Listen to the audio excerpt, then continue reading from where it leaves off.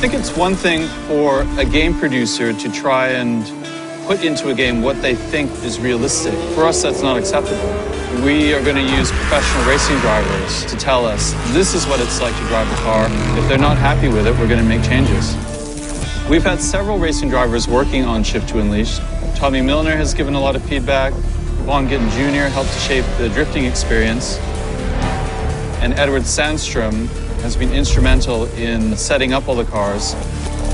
Racing isn't sterile, it's gritty, it's violent, it's exhausting. We wanted to immerse players into that real environment. Team Need for Speed is a testing platform for us to understand what it's like to drive racing cars. Everything that we learned through operating the team is put back into the game. Nobody ever gets to experience my cars but me, and that's something that I've always wanted other people to get to experience. You know, it's kind of hard to just grab somebody and say, here, jump in this 1,400 horsepower all-wheel drive maniac machine. But something like this, you guys have actually captured what it's like, the sound, visual. You can see everything that's going on, seeing the fireballs come out of the exhaust and the hood. To me, it's amazing.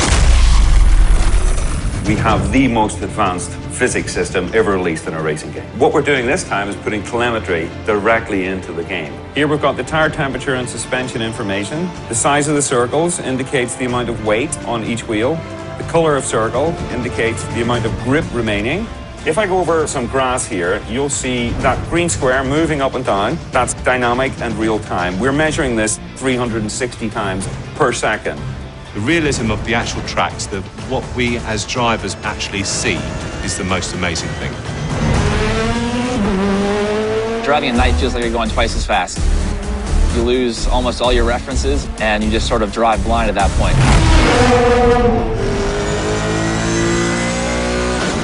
Shift 2 Unleashed has an incredible new view. It's called the helmet cam. Definitely realistic feature of the game.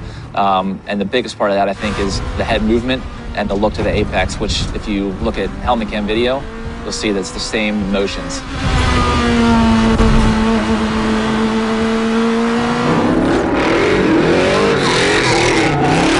In drifting, we're actually looking out the side windows. So once the car gets sideways and you're turning, you move your head to see where you're going. It's very realistic, really puts you in the driver's seat. Your palms get sweaty and you feel adrenaline. That's very incredible for a game to accomplish that.